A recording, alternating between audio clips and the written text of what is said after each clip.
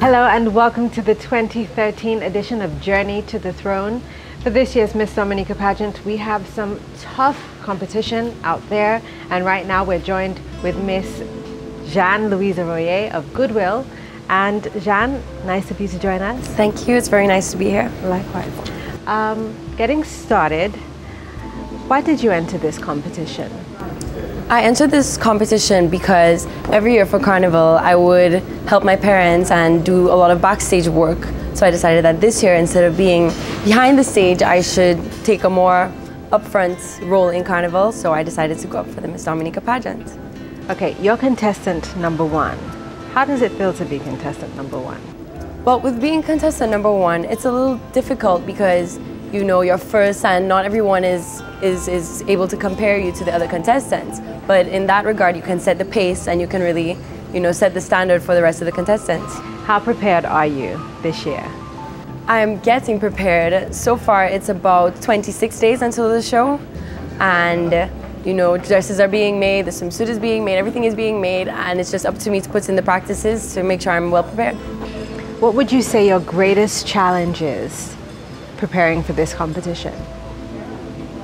My greatest challenge will be to not have the stage fright on the night, because you can do the practices, but it's until the night of the show is when you'll actually be in front of everyone, and you don't have that benefit to have people at your practices, the full thousands of people. So I hope I can be able to overcome that on the night. That's totally understandable.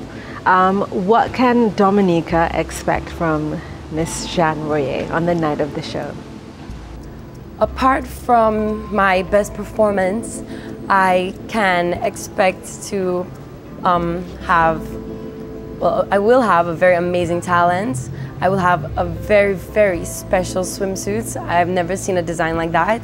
And my dress will be the most fabulous dress. The most fabulous dress. That's all I'm saying. Okay, so about Goodwill. I've read up on the history of Goodwill, and the history is quite inspiring. How does it feel to be from a community with such rich history and you're actually representing them? How does it feel?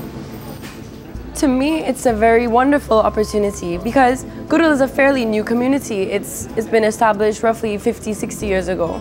And in that space of time, the caliber of people that have come from Goodwill, it's something to be proud of. That we're filled with talented people who, especially for Carnival, calypsonians, costume designers, talent, coaches, and queens even. And to come from a background of people like that, even the people from Goodwill, they give me their full support, and they're very warm and they're very community-based, so it's really nice. You mentioned being talented and being from Goodwill, but you yourself are quite talented. You've been involved in numerous activities. You've won many competitions, including the 2007 Tourism Knowledge Competition. You were selected to do a biology internship with the Smithsonian Museum in Washington, D.C., among a long list of other things.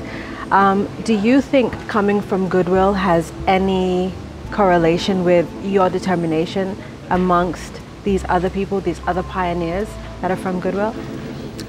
Well, I would say that the pace of Goodwill is not a slow pace, so you're always encouraged to keep doing things. There's always activities, and where I might be doing well in my schoolwork, I see, my friends, they do basketball, they are parts of the Red Cross. There are lots of activities in Goodwill that, give you that inspiration, that push, that, you can't just relax on a weekend. Weekends are lively, people are playing music, people are always talking to each other, they take an interest in what you're doing. And in doing so, you find that other people from Goodwill, they help you, they push you.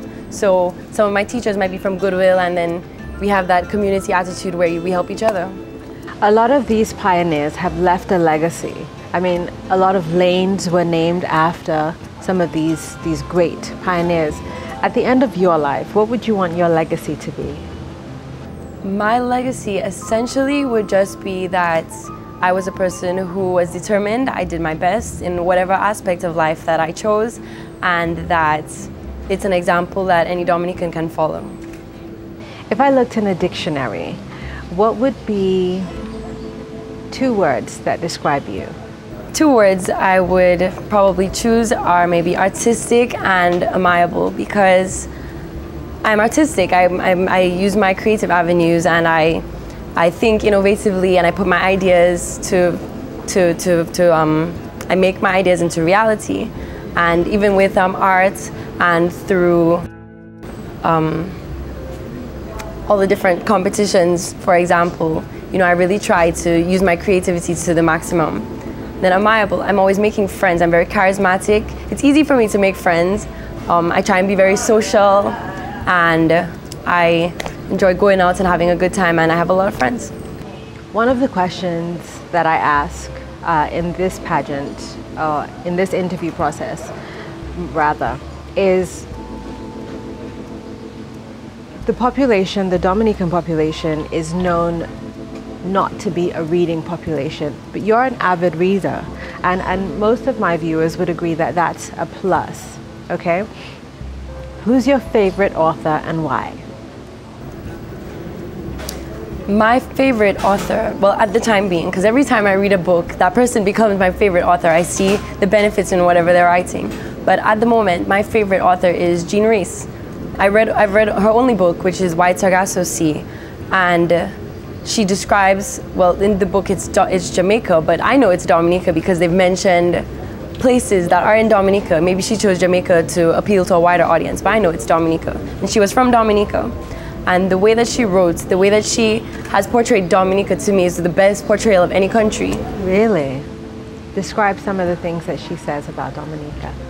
Well, she would describe, well, in the book, in the novel, she was, the main character is Antoinette, and Antoinette lives in Dominica, and they have to try and pull her away to live in England, and she doesn't want to live in England. And she talks about how she loves Dominica, and she was a young child, and she went by the river, and she would go to her estate, and they would stay in the cool mountain breezes and drink local coffee, and eat jam, and it's so Dominican. You read it, and you actually love Dominica from reading it. So while we're on the subject of reading, are you abreast of any government initiatives taking place in your community, in Goodwill?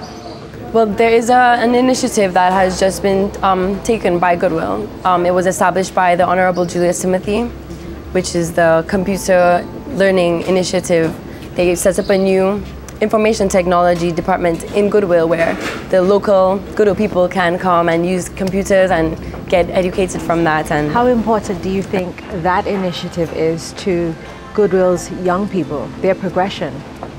I do think it's important for not only Goodwill, but for every community to have that opportunity where you can go and learn about computers in a right setting instead of just always focusing on the social networking parts of it. But young people, they need to understand that computers are very, very educational in terms of using the different mediums. Like you can use videos, music, pictures, songs, as opposed to books. Books are still good, but the technology opens up all these different avenues. And with this program, they're allowed to realize the best ways in which they can use it. They're taught to utilize it in its best way.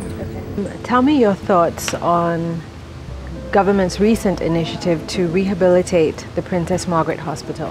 What do you think about that? I think that is one of the best projects. It has been long in the making. It's overdue, I would say, almost. That we're getting a new, well, they've started with the oncology department and the neonatal department, and with all the new technology and all the new machines that they're getting, I believe that the health and medical aspects of Dominica, they will be very benefited. They will be highly beneficial to Dominicans because the health of the nation is in the wealth of the nation. Who is your greatest inspiration and why? My greatest inspiration at this point in time is President Barack Obama, because he has inspired me through his campaigning and through his presidency as the first Black president of America, and he's really set a good standard for people. He has led his presidency in a very positive direction, and he's an example for my generation. Tell me a little about your sponsor, and I know that there's some relation to Dutch Lady and your youth. Tell me about that. Well, I am very privileged to be sponsored by Dutch Lady Power Shake. Power Shake is an energy-based drink. It's a milk-based drink which gives you energy and fiber, and it's has minerals and vitamins added to it to give you energy when you need it the most. It comes in 3 delicious flavors: chocolate, vanilla, and strawberry. And well, I use it in going up for the pageant, and it really makes a difference. Okay, but I also understand that you were raised on Dutch Lady as well. I was. My grandmother had a shop, and I can remember from being very small that she sold Dutch Lady milk and the small cans and the powdered milk, and it was a brand that I knew growing up. So it's no coincidence that they are your sponsor. Okay. Okay. Each contestant has a platform, something that is dear to them.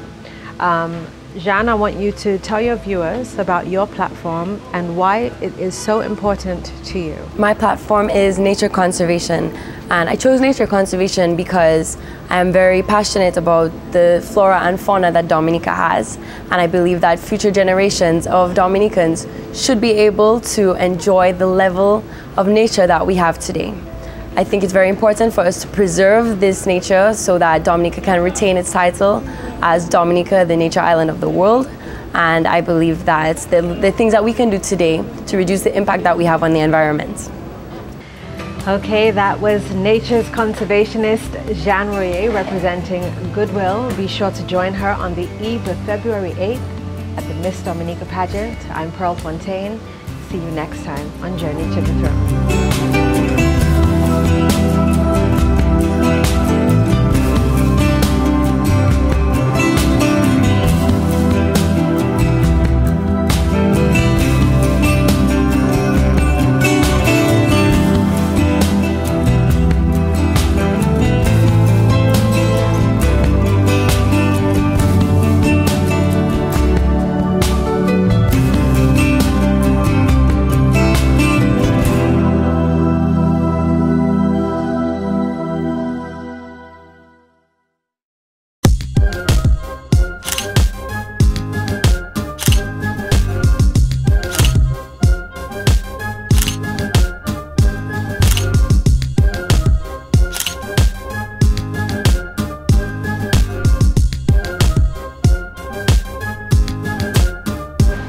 Hello and welcome to the 2013 edition of Journey to the Throne.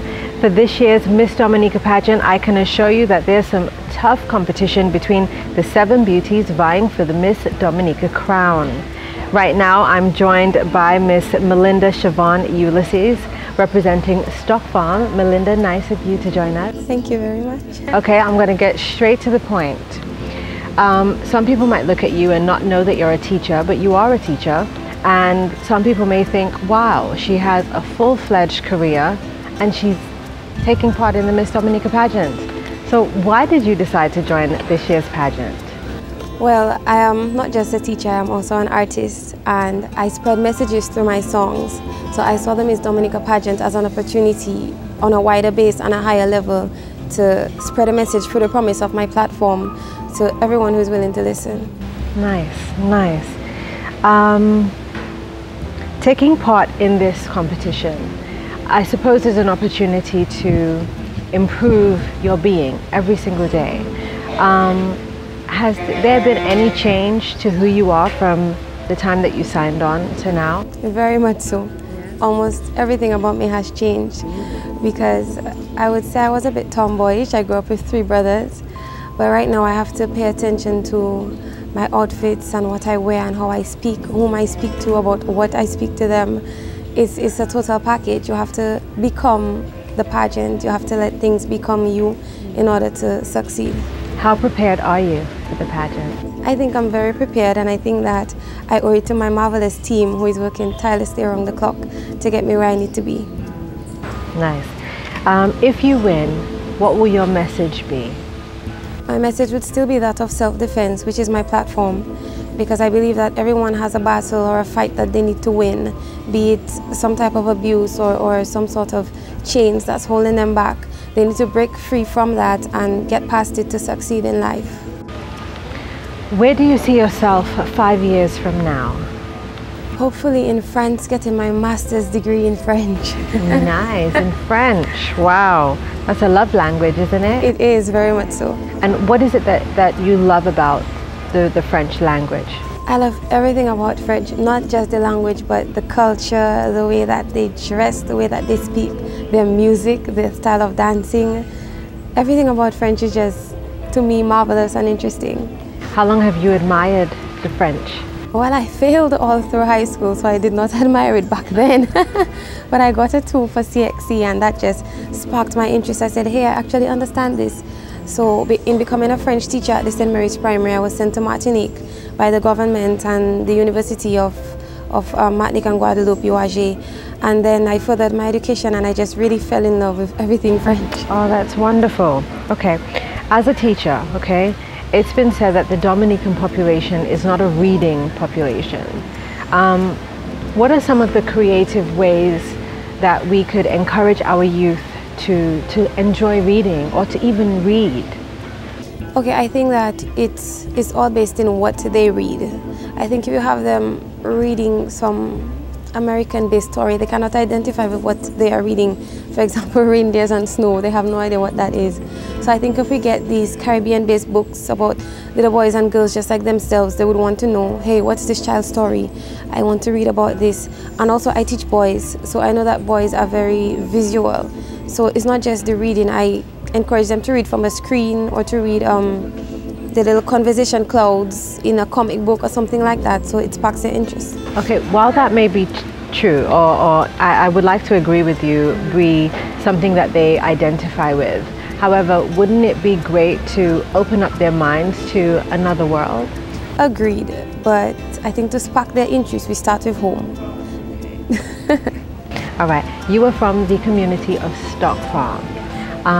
Tell us 3 things that people might not know about Stock Farm, something beautiful about Stock Farm. First of all, that Stock Farm is a very safe place, regardless of the prison being there.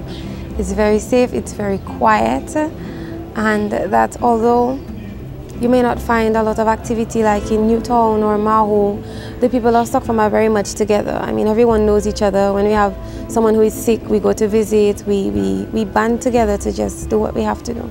Okay, family-oriented and community-spirited, that's great. What do you think of the 10 Petrocasa houses being built in your community? I think that it is a plus because, I mean, in every community you find people of different financial backgrounds. You find some are able to develop and others are not. So I think that the housing project is one of significance. It will help a lot of people. Okay, so I know that it's the Prime Minister's wish to select single mothers to become beneficiaries of those homes. What do you think of that, and how important do you think that is for your community on a whole? I think it's important because the target are single mothers. I think they would get a deeper sense of independence in having a house of their own and a proper place to raise their child rather than having to depend on other people. And I think they will gain respect, in a sense, from the rest of the community because people tend to look down on single, unemployed mothers, things like that. So I think it's a positive aspect.